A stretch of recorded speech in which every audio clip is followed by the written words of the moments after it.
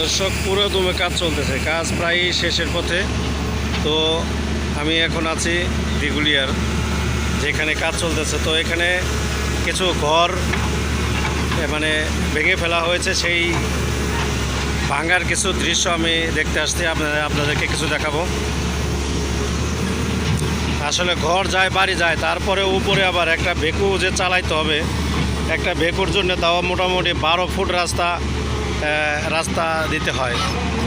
কাজ করতে হলে পুরোপুরি মানে একটা ভেকুর সাথে দেখেন, ভেকু মোটামুটি 12-13 ফুট জায়গা লাগে। তারপরেও ভাঙার পর রাস্তার নিশানা থাকার পরেও 12 ফুট জায়গা লাগে। মানে যার ঘর যায়, তার বাড়ি যায়, পুরো জায়গাটা পুরোপুরি ভেঙে ফেলতে হয়।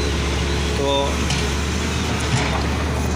পূর্ব দিকে একটু দেখাই, পূর্ব দিকে তো করে যে সিলেও দিয়েও লাগে, জানি একটার থেকে আর একটা সুইটা না যায় নাকি। এটা বাড়তি কাজ না, বাড়তি একটা ঝামেলা। হ্যাঁ কইবেন না, আমরা শিলামুখে আঠা লাগাই দিলি তো হয়, আঠা থাকবো না, না সিলাই দিলে এই সুতাই থাকতে পারো, একেই না পারে তো ঠিক নাই। তো যে আপনারা যে লাস্টে থেকে কাজ ধরলেন না, ওইখানে কিছু রাইখা আসছিলেন, এখন এটা কি হবে? এই যে গাছ, এই বাড়ি, এখান থেকে আবার কাজ ধরলেন কেন? হ্যাঁ ঘর বাড়ি ভাঙা হলে হ্যাঁ, এরা কি কইছে ভাঙবো না? ওই যে এই বাড়ি যার, উনি যে ওনার নাম রফিক, ও কইছে ভাঙবো না, তাহলে কি করবেন? তো রফিক ভাইয়ের ঘর, এই যে এটা তো রফিক ভাই সালাম ভাইয়ের যে ঘরগুলো আছে না, এগুলো কইছে ভাঙবো না। তো আসলে এর মধ্যে কোনো রহস্য আছে, ভাঙতে না চাওয়ার তো কোনো একটা কারণ থাকে।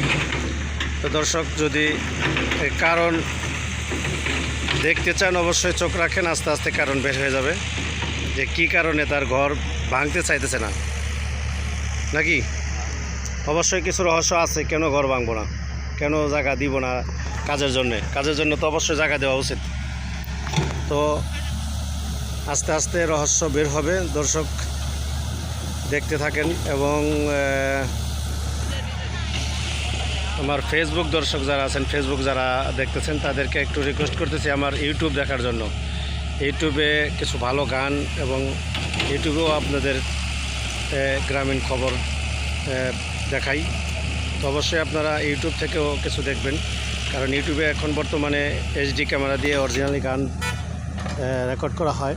তো অবশ্যই আপনারা আমার ইউটিউব চ্যানেল দেখবেন, গুস্তা টিভি ইউটিউব চ্যানেল, এবং ফেসবুকও ইউটিউব চ্যানেল, দুইটা একই রকম নাম, একই রকম সেম। দেখার অনুরোধ রইল। এ পর্যন্ত আজকে দেখি রফিক ভাইয়ের ঘর ভাঙ্গার, আসলে না ভাঙ্গার একটা রহস্য পরবর্তীতে আমরা খুঁজব।